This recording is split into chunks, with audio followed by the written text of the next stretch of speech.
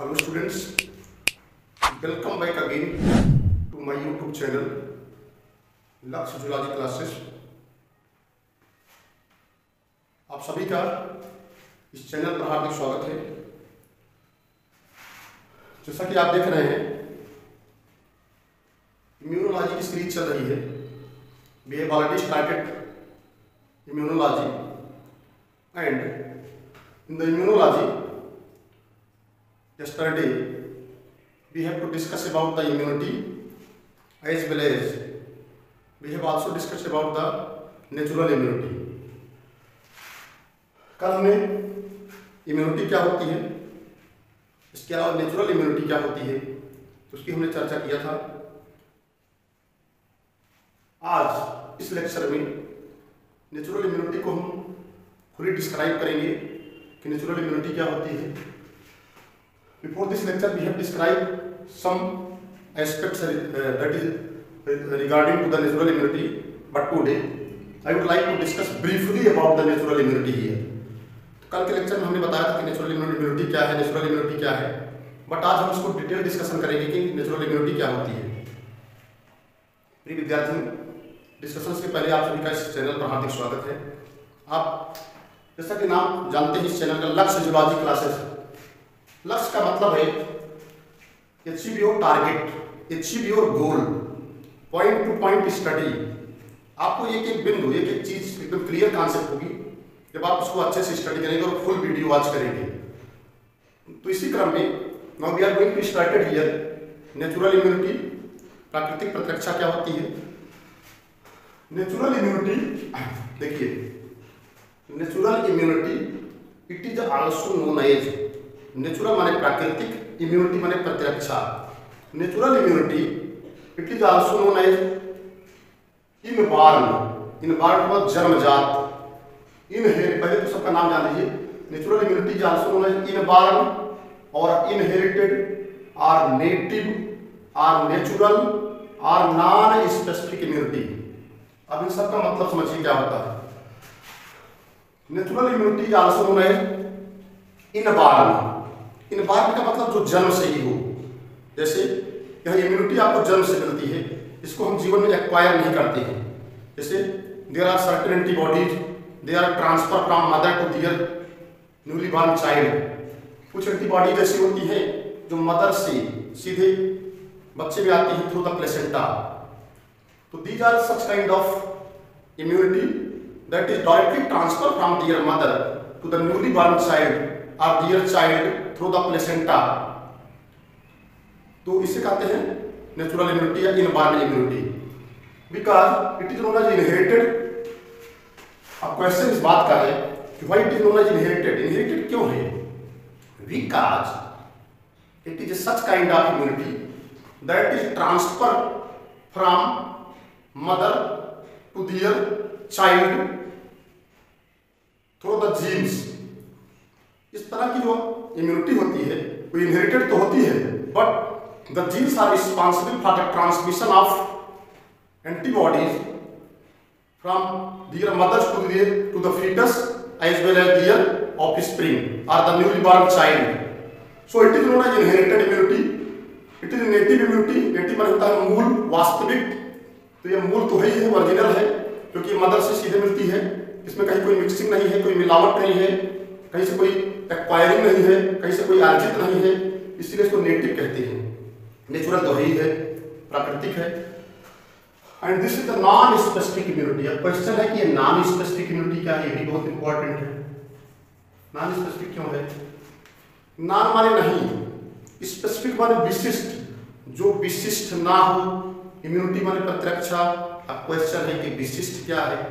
देखिए, जब कोई एंटीबॉडी या जब कोई इस तरह की इम्यूनिटी जो सबके प्रति सुरक्षा प्रदान करे, सबके प्रति डिफेंस मैकेनिज्म डेवलप करे, चाहे वो बैक्टीरिया आ जाए, चाहे वायरस आ जाए, चाहे फंजाई आ जाए, चाहे any kind of pathogenic organism, if that is enter in our body, then such kind of immunity provide resistance against them. So it is known as non-specific because it is going to providing the immunity, or you can say non-specific immunity is a kind of immunity that is providing the resistance against all kind of pathogenic organism, all kind of microorganism. It never discriminate between the pathogenic organism. It always provide protection to the all kind of the pathogenic organism and protect the body. इसको non specific इसलिए कहते हैं क्योंकि ये सभी प्रकार के जो माइक्रो ऑर्गेनिज्म होते हैं, सभी प्रकार के जो पैथोजेनिक ऑर्गेनिज्म होते हैं जो बॉडी में इंटर करने का प्रयास करते हैं, उनके खिलाफ प्रतिरक्षा प्रदान करती है। यह इस बात का अंतर नहीं करती है कि कौन सा माइक्रो ऑर्गेनिज्म इंटर कर रहा है, कौन सा पैथोजेनिक ऑर्गेनिज्म इंटर कर रहा है। कोई विशिष्टता नहीं है, नॉन स्पेसिफिक है, अविशिष्ट होते हैं और हर प्रकार के पैथोजेनिक एजेंट के खिलाफ प्रतिरक्षा प्रदान करती है कह सकते हैं। इसीलिए तो कहते हैं non specific immunity. I hope that you must be understand about the non specific immunity.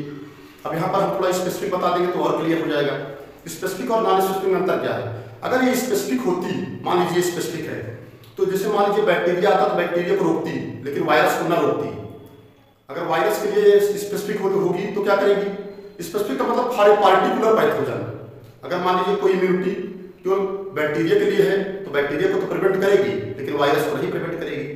अगर कोई इम्यूनिटी वायरस के प्रति है तो वायरस को कभी रोकेगी, वायरस के प्रति रेजिस्टेंस देगी लेकिन दूसरे ऑर्गेनिज्म के प्रति रेजिस्टेंस नहीं देगी।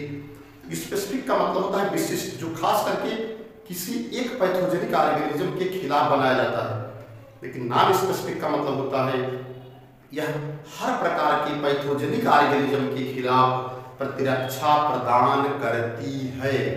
It is going to be provide the resistance against the all kind of the pathogenic organism.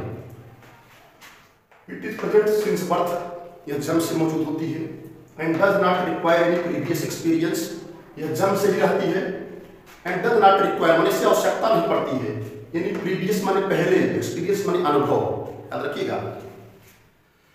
Innate immunity, it is present since birth, यह जन्म से ही मौजूद रहती है and does not require any previous experience, इसको किसी प्रीवियस या पहले अनुभव की आवश्यकता नहीं पड़ती है। This type of immunity is effective, this type of immunity, इस तरह की जो इम्यूनिटी होती है, इस तरह की जो इम्यूनिटी होती है इफेक्टिव माने प्रभावी होती है अगेंस्ट माने खिलाफ वाइड रेंज ऑफ पैथोजन। इस तरह की जो इम्यूनिटी होती है प्रभावी होती है अगेंस्ट माने खिलाफ, किसके खिलाफ, wide range of pathogen. Wide माने बृहद, ज्यादा, रेंज माने दायरा, पैथोजन माने होता है रोगकारी। यह बहुत ज्यादा, वाइड रेंज ऑफ पैथोजन का मतलब होता है जितने भी रोगकारी होते हैं, बैक्टीरिया, वायरस, फंजाई, ईटीसी, समस्त प्रकार के जो रोगकारी होते हैं, यानी वाइड रेंज ऑफ पैथोजन, उनके खिलाफ प्रोटेक्शन प्रदान करती है। Hence it is called as non specific, इसीलिए इसको नॉन स्पेसिफिक के नाम से भी जाना जाता है। इट इज नोन एज, एक लाइन में समझ गए होंगे, यह immunity it is present since birth, यह जन्म से मौजूद रहती है and does not require any previous experience, इसे किसी पहले अनुभव की आवश्यकता नहीं पड़ती है।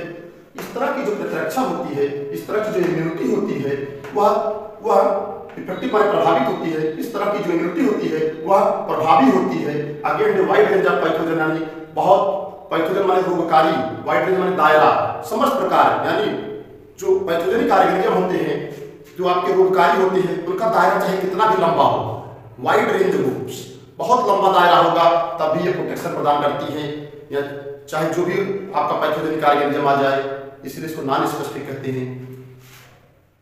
इसके अंतर्गत क्या आते हैं, फाइगोसाइट्स आती हैं, फाइगोसाइट सेल होती हैं, दो शब्द से बना है, फाइगो फाइजिन बराबर होता है ईट और साइट बराबर सेल, जो कोशिकाएं भक्षण करती है। फाइगोसाइट होते हैं, कॉम्प्लीमेंट प्रोटीन होते हैं, पूरक प्रोटीन होती है, लेकिन इसके अंदर एंटीबॉडी नहीं आते हैं, इस बात को याद रखिएगा, बट नॉट द एंटीबॉडी, ये इंपॉर्टेंट है। अब innate immunity include the 4 type of barrier. जो इनेट इम्यूनिटी होती है उसमें 4 प्रकार के बैरियर आते हैं, या इनेट इम्यूनिटी जो होती है उसके अंतर्गत 4 प्रकार के अवरोधक होते हैं। दूसरे शब्दों में ऐसे कह सकते हैं कि जो इनेट इम्यूनिटी होती है वो 4 तरह से बैरियर यानी अवरोधक का कार्य करती है। किसी भी पैथोजेनिक ऑर्गेनिज्म के खिलाफ, किसी भी पैथोजेनिक एजेंट के खिलाफ, किसी भी रोगकारी के खिलाफ, किसी भी माइक्रो ऑर्गेनिज्म के खिलाफ यह 4 प्रकार से अवरोधक उत्पन्न करती है। तो यह 4 तरह का अवरोधक कौन कौन है? फिजिकल बैरियर है, फिजियोलॉजिकल बैरियर है, सेलुलर बैरियर है, साइटोकाइन बैरियर है। फिजिकल बैरियर्स क्या है? भौतिक बैरियर कहते हैं, बैरियर माने अवरोधक, फिजिकल माने भौतिक। स्किन है जो मेन बैरियर। आप जानते हैं हमारी त्वचा, ये जो स्किन है एकदम एक अवरोधक का काम करती है। It does not provide entrance to any kind of pathogenic organism that wants to enter in our body. हमारी जो स्किन है एक तरह का अवरोधक होती है, किसी भी माइक्रो ऑर्गेनिज्म, किसी भी पैथोजन को शरीर के अंदर एंटर करने की परमिशन नहीं देती है। तो स्किन जो होती है मुख्य अवरोधक होती है। इसके अलावा म्यूकस कोटिंग, म्यूकस क्या होती है? एक लेयर होती है, जिससे चिपचिपे पदार्थ की एक परत होती है, उसे कहते हैं म्यूकस लेयर। एक कोट होती है, आवरण होती है, परत होती है, लेयर होती है, जो हमारे यहाँ से शुरू हो जाती है, पूरा हमारे माउथ कैविटी से लेकर के पूरा स्टमक तक इनर लेयर होती है। जैसे स्टमक है उसके ऊपर एक म्यूकस की लेयर होती है, इसलिए सेल का प्रभाव नहीं पड़ता है, स्टमक को डिजॉल्व नहीं करता है। तो mucus is a layer, mucus is a coat, एक आवरण होती है, परत होती है, लेयर होती है। And we will discuss about the acquired immunity और एडॉप्टिव इम्यूनिटी और that is the specific immunity. प्रिय विद्यार्थियों, अब हम बात करेंगे कि एक्वायर्ड इम्यूनिटी क्या होती है, एडॉप्टिव या स्पेसिफिक इम्यूनिटी क्या है। जैसा कि नाम ही है एक्वायर्ड, एक्वायर्ड का मतलब होता है अर्जित, जो अपने पास अर्जित किया जाता है, जो नेचुरली ना हो। एक्वायर्ड का मतलब है जैसे कोई चीज नेचुरली हमको नहीं मिली है, नेचर से नहीं मिली है, इनबॉर्न नहीं है, लेकिन हमको उसको अर्जित कर लेना है, अचीव कर लेना है, अर्जित कर लेना है। सो एक्वायर्ड इम्यूनिटी, इसको कहेंगे अर्जित प्रतिरक्षा। Adaptive immunity, why it is known as adaptive immunity? Because such kind of immunity develops by any particular organism against a specific pathogen for their survival, for their adaptation. So it is known as adaptive immunity. Why it is known as specific immunity? इसको specific immunity क्यों कहते हैं? Because it is specific for a single pathogenic organism. जैसे कोई vaccine हम लगाएंगे, जैसे हम कोरोना के खिलाफ वैक्सीन लगा रहे हैं कि कोरोना वायरस के लिए ही होगी, ये बैक्टीरिया के लिए नहीं होगी। जैसे अगर हम अभी आप जान रहे हैं, जैसे कोरोना के लिए तमाम वैक्सीन बनी है, कोवैक्सीन है, कोविशील्ड है, ये ऐसी वैक्सीन है जो स्पेशली कोरोना वायरस के लिए ही बनाई गई है। तो यह कोरोना में ही काम आएगी, कोरोना वायरस के खिलाफ ही काम आएगी, किसी दूसरे पैथोजेनिक ऑर्गेनिज्म के खिलाफ यह काम करने वाली नहीं है।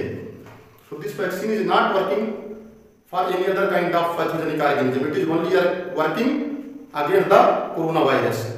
तो चूंकि यह वैक्सीन स्पेसिफिक होती है, खास करके ये पैथोजेनिक ऑर्गेनिज्म के खिलाफ बनाई जाती है, इसलिए इसको इस तरह की इम्यूनिटी को स्पेसिफिक इम्यूनिटी कहते हैं। दिस टाइप ऑफ इम्यूनिटी, इस तरह की जो इम्यूनिटी होती है, डेवलप माने विकसित होती है, बाई माने द्वारा, इंडिविजुअल माने जीवों में। इस तरह की जो इम्यूनिटी होती है वो किसी भी इंडिविजुअल्स में विकसित होती है ड्यूरिंग इट्स लाइफ टाइम। इस तरह की जो इम्यूनिटी होती है वह किसी भी इंडिविजुअल्स में पूरे जीवन काल विकसित होती है एंड इज इफेक्टिव, और वह प्रभावी होती है अगेंस्ट ए पार्टिकुलर पैथोजन, और यह प्रभावी होती है अगेंस्ट माने खिलाफ, और किसी पर्टिकुलर माने खास या निश्चित, पैथोजन माने रोगकारी, हंस माने इस प्रकार से, कार्ड माने कही जाती है, स्पेसिफिक माने विशिष्ट, इम्यूनिटी माने प्रतिरक्षा। इस तरह की जो इम्यूनिटी होती है वह किसी भी इंडिविजुअल, किसी भी जीव के द्वारा पूरे जीवन काल में अर्जित की जाती है, और यह प्रभावी होती है किसी खास रोगकारी के खिलाफ, इसीलिए इसको स्पेसिफिक यानी विशिष्ट प्रतिरक्षा कहा जाता है। This is frequently, this is माने यह फ्रीक्वेंटली माने स्वतंत्रता पूर्वक, रिलेटेड माने संबंधित होती है to the presence of antibodies और interferon in the blood. Very important line है, इसका सीधा सीधा संबंध होता है presence of antibody. This is frequently related to the presence, presence माने पाया जाना, presence of antibody, presence of antibody और इंटरफेरॉन इन द ब्लड। कुल मिलाकर के इस तरह की जो इम्यूनिटी होती है और फ्रीक्वेंटली माने एकदम सूचनापूर्वक, प्रेजेंस माने क्या होता है, पाया जाता है एंटीबॉडी। अगर एंटीबॉडी और इंटरफेरॉन जो होते हैं वो ब्लड के अंदर पाए जाते हैं, so we have to be keeping in mind that it is a such kind of immunity in which there is the presence of antibodies और इंटरफेरॉन इन द ब्लड। इसमें इंटरफेरॉन या एंटीबॉडी जो होती है ब्लड के अंदर बनते हैं। Acquired immunity on the basis of antibodies, acquired immunity on the basis माने आधार पर, एंटीबॉडीज के आधार पर जो एक्वायर्ड इम्यूनिटी होती है is the most efficient type of acquired immunity on the basis of antibodies. Antibodies के आधार पर यह बहुत ही प्रभावी टाइप की एक्वायर्ड इम्यूनिटी होती है, बहुत ही प्रभावी तरह की अर्जित प्रतिरक्षा होती है। और इसको हम दो भागों में बांटते हैं। कुल मिलाकर ऐसे समझिए, जो एक्वायर्ड इम्यूनिटी होती है एंटीबॉडीज के आधार पर, अगर एंटीबॉडीज के आधार पर on the basis of the antibodies, the acquired immunity the most efficient type of acquired immunity. Antibody के आधार पर जो एक्वायर्ड इम्यूनिटी होती है बहुत ही प्रभावी टाइप की जो है प्रतिरक्षा होती है। बाद में इसको दो भाग में डिवाइड करते हैं। पहले का नाम है एक्टिवली एक्वायर्ड इम्यूनिटी, दूसरे का नाम है पैसिवली एक्वायर्ड इम्यूनिटी। इसको हम जस्ट नेक्स्ट स्लाइड में डिस्कशन करेंगे। एक्टिवली एक्वायर्ड इम्यूनिटी जो है ये भी पुनः दो भाग में बांटते हैं। पहले का नाम है नेचुरल, दूसरे का नाम है आर्टिफिशियल। अब ध्यान दीजिए, एक्टिवली एक्वायर्ड इम्यूनिटी दो तरह की है, नेचुरल और आर्टिफिशियल। नेचुरल में क्या होता है, ड्यू टू एनी इन्फेक्शन, किसी भी संक्रमण के खिलाफ, पर्सन रिकवर, किसी भी संक्रमण के खिलाफ। जैसे मान लीजिए आप थोड़ी सी चोट लग गई, due to any infection person recover. जैसे मान लीजिए सामान्यतः थोड़ी बहुत चोट लग जाती है और आदमी आराम से ठीक हो जाता है, या आपको हल्का बुखार हो गया, आपको फीवर हो गया और कुछ समय बाद अपने आप ठीक हो जाते हैं। तो क्या है, ये नेचुरल इम्यूनिटी है। एक्टिवली मतलब नेचुरली एक्वायर्ड इम्यूनिटी है। Due to any infection person recover, किसी भी संक्रमण के खिलाफ कोई भी पर्सन जो है रिकवर माने ठीक हो जाता है। ड्यूरिंग इन्फेक्शन, संक्रमण के दौरान। एंटीबॉडीज प्रोडक्शन, संक्रमण के दौरान एंटीबॉडीज प्रोडक्शन होता है। संक्रमण के दौरान एंटीबॉडीज प्रोडक्शन माने एंटीबॉडीज उत्पन्न होती हैं। इज स्टिमुलेटेड, स्टिमुलेटेड माने प्रेरित करना, फॉर दैट स्पेसिफिक पैथोजन। ठीक है, जैसे पैथोजन माने रोगकारी। जब तक कोई रोगकारी बॉडी में इंटर नहीं होगा तब तक कोई डिजीज नहीं होगा। जब कोई पैथोजन किसी के शरीर में इंटर करेगा, जो कोई स्पेसिफिक पैथोजन है किसी की बॉडी में इंटर करेगा, तो वह प्रेरित करेगा किसके लिए, एंटीबॉडीज प्रोडक्शन के लिए। और एंटीबॉडी जब प्रोडक्शन होगा तो क्या करेगी, वो एंटीबॉडी उस पैथोजेनिक ऑर्गेनिज्म को किल कर देंगी और बॉडी को रिकवर करेगी। तो इस तरह से एंटीबॉडी का प्रोडक्शन भी इस बात पर निर्भर करता है कि पैथोजेनिक ऑर्गेनिज्म बॉडी में इंटर किया है कि नहीं किया है। जब तक कोई रोगकारी बॉडी के अंदर इंटर नहीं करेगा तब तक वह एंटीबॉडीज को स्टिमुलेट नहीं करेगा। एंटीबॉडी स्टिमुलेट नहीं होगी तो वह पैथोजेनिक ऑर्गेनिज्म को किल नहीं करेगी और पर्सन रिकवर नहीं होगा। इस तरह से नेचुरल इम्यूनिटी क्या है, किसी भी संक्रमण के खिलाफ, किसी भी संक्रमण के खिलाफ किसी पर्सन का रिकवर हो जाना, किसी पर्सन का स्वस्थ हो जाना, किसी पर्सन का ठीक हो जाना, किसी पर्सन का अच्छा हो जाना, वो क्या है, नेचुरली एक्वायर्ड इम्यूनिटी है। ठीक है, दूसरा है अगर कोई इन्फेक्शन होगा तो एंटीबॉडी प्रोडक्शन होगा और एंटीबॉडी का प्रोडक्शन जो है किसके द्वारा प्रेरित होता है, किसी पैथोजेनिक ऑर्गेनिज्म के द्वारा होता है। और जब पैथोजेनिक ऑर्गेनिज्म बॉडी में एंटर करेंगे, एंटीबॉडी प्रोडक्शन को स्टिमुलेट करेंगे, प्रेरित करेंगे, जब एंटीबॉडी बन जाएंगी वो एंटीजन को किल कर देंगी, यानी पैथोजन को किल कर देंगी और पर्सन जो है रिकवर यानी स्वस्थ हो जाएगा। नंबर 2 है artificially actively acquired artificial immunity. इसको ऐसे कहेंगे, एक्टिवली एक्वायर्ड नेचुरल इम्यूनिटी था, actively acquired artificial immunity. Actively acquired artificial immunity क्या है, एक्टिवली एक्वायर्ड आर्टिफिशियल इम्यूनिटी जो है it is the most common method of immunization. It is माने यह मोस्ट माने सर्वाधिक, कॉमन माने जो हर जगह पाया जाने वाला, इम्यूनाइजेशन माने प्रतिरक्षा, इसे कहते हैं वैक्सीनेशन यानी वैक्सीन देना। आज जान रहे हैं तमाम बीमारियों के खिलाफ टीके लग रहे हैं, तमाम बीमारियों के खिलाफ हम वैक्सीन दे रहे हैं। It is the most common method of immunization. जो एक्टिवली माने होता है सक्रिय, एक्वायर्ड माने अर्जित, आर्टिफिशियल माने अप्राकृतिक, इम्यूनिटी माने प्रतिरक्षा। तो एक्टिवली एक्वायर्ड आर्टिफिशियल इम्यूनिटी जो होती है कि सबसे ज्यादा मोस्ट कॉमन माने सर्वाधिक या सबसे ज्यादा मेथड माने तरीका किसका तरीका होता है? इम्यूनाइजेशन माने प्रतिरक्षा देने का अथवा वैक्सीनेशन का। तो यह सबसे ज्यादा जो आज हम वैक्सीनेशन दे रहे हैं, वैक्सीनेशन प्रोग्राम चलते हैं, BCG, DPD, तमाम बीमारियों के लिए टीके लगते हैं, छोटे से बच्चे से लेकर के 18-19 ईयर तक के बिल्कुल टीकाकरण होते हैं, जो वैक्सीनेशन होते हैं, जो तमाम बीमारियों के खिलाफ टीके लगते हैं, वो किसमें आते हैं? आर्टिफिशियल एक्वायर्ड इम्यूनिटी में आते हैं। Immunogens are injected in control quantity. इसमें होता क्या है? जैसे मान लीजिए हम कोरोना के खिलाफ ही हमको वैक्सीन बनाना है, तो हमको कोरोना की एटीन्यूएटेड स्ट्रेन को, मतलब उसके दुर्बल यानी वीक स्ट्रेन को, उसको वैक्सीन में हम एंटर करेंगे, उसको उस मीडियम में एंटर करके बॉडी में एंटर कराएंगे, तभी उसके खिलाफ एंटीबॉडी बनेगी। तो कुल मिलाकर के इम्यूनोजेंस जो होते हैं आर इंजेक्टेड माने प्रविष्ट करा दिए जाते हैं, कंट्रोल्ड माने सीमित, क्वांटिटी वाली मात्रा में। इम्यूनोजेंस का मतलब वही जिसमें माइक्रो ऑर्गेनिजम्स हैं। इम्यूनोजेंस का मतलब होता है इम्यूनो माने इम्यूनिटी, इम्यूनोजेंस का मतलब होता है जो पैथोजेनिक ऑर्गेनिज्म है उनको वीक करके, उनको वीकेंड करके, उनको कमजोर करके, उनको एटीन्यूएटेड करके, उनको छीड़ करके इंजेक्शन के माध्यम से एक लिमिटेड मात्रा में बॉडी के अंदर इंटर करा दिया जाता है और वह बॉडी में जाकर के स्टिमुलेट करते हैं, जिससे उस पैथोजन के खिलाफ शरीर में एंटीबॉडी बन जाते हैं।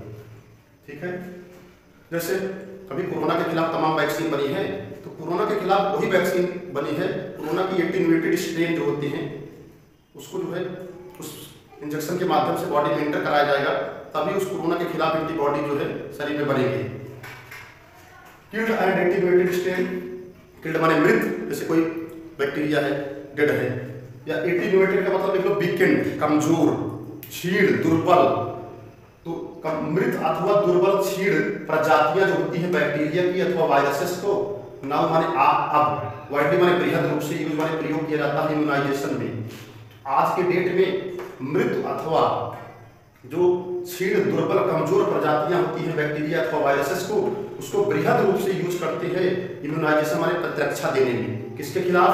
अगेंस्ट द मेनी डिजीज, बहुत सारी बीमारियों के खिलाफ, बहुत सारी बीमारियों के खिलाफ, टाइफाइड है, स्मॉल पॉक्स है, पोलियोमाइलिटीज है, येलो फीवर है, मिजल्स है, etc। तो क्या करते हैं? तमाम जो मृत अथवा जो दुर्बल प्रजातियां हैं बैक्टीरिया और वायरस को बृहद रूप से यूज करते हैं, इम्यूनाइजेशन माने प्रतिरक्षा देते हैं, उनको इंजेक्शन के माध्यम से बॉडी के अंदर इंटर कराया जाएगा किसी भी पर्सन के, मतलब उनकी वैक्सीन बनती है और उसमें किल्ड और attenuated strain of bacteria virus भी मौजूद रहते हैं, और वह इंजेक्शन बॉडी में जाएगा और जिसके माध्यम से फिर क्या होगा?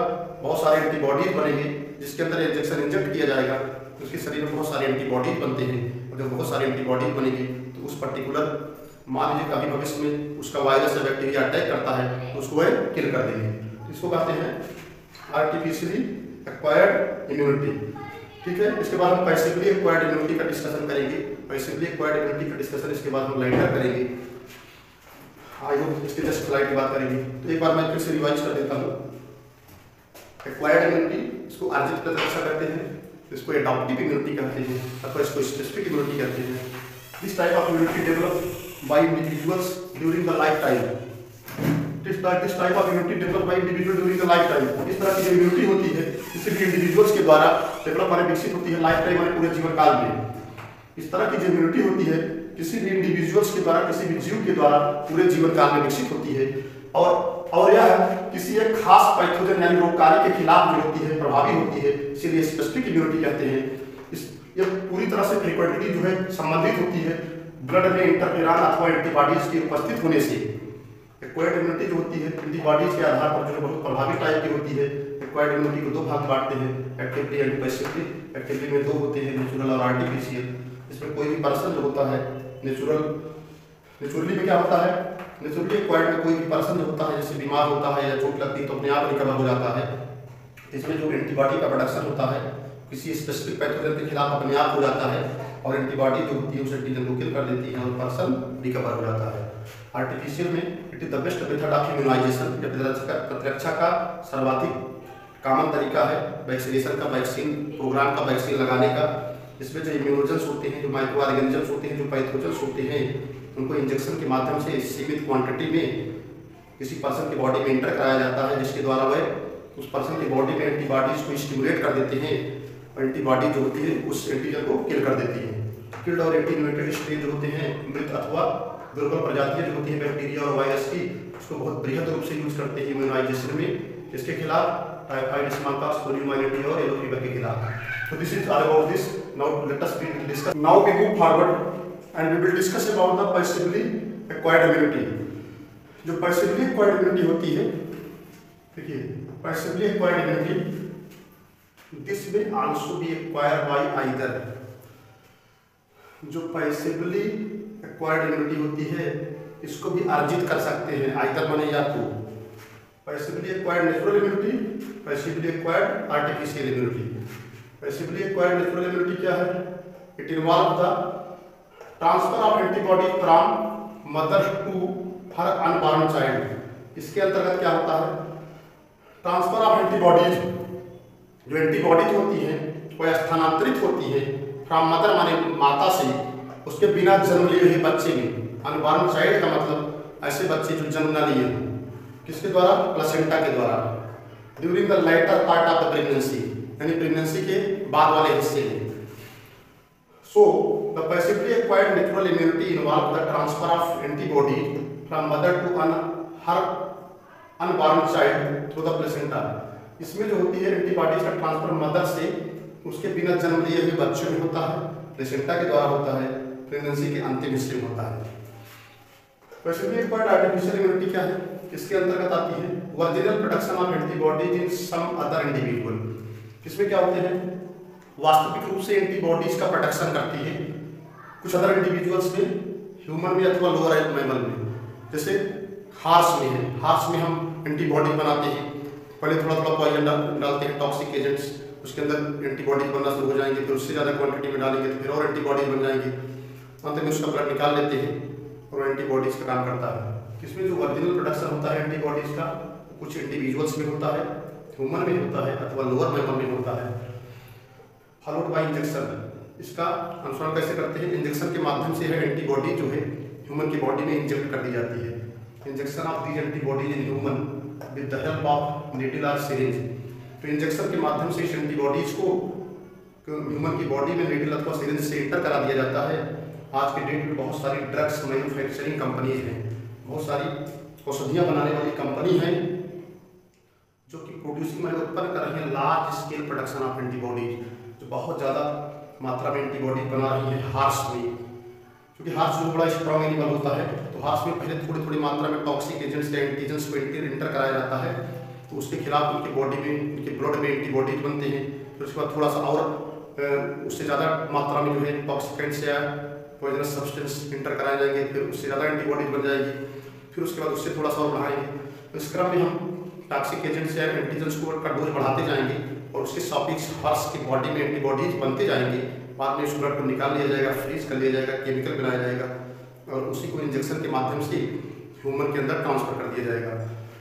तो ये पैसिवली एक्वायर्ड आर्टिफिशियल इम्यूनिटी है। इसमें ओरिजिनल प्रोडक्शन आप होता है एंटीबॉडीज का कुछ अदर इंडिविजुअल्स में, ह्यूमन में अथवा लोअर मैमल में। इसमें क्या होता है? इंजेक्शन के माध्यम से एंटीबॉडीज ह्यूमन की बॉडी में एंटर की जाती है नीडल अथवा सिरिंज के माध्यम से। हो गया इसके अंतर्गत transfer of antibody from mother to her bar child हो गया, तो द प्लेसेंटा हो गया। This is about the passively acquired immunity. I hope that you must be understand about this. आपको ये बात समझ में आई होगी तो आप लाइक करिएगा, सब्सक्राइब करिएगा, चैनल को अपनी ब्लेसिंग बनाए रखिएगा। Thanks to all of you watching this video. Thank you.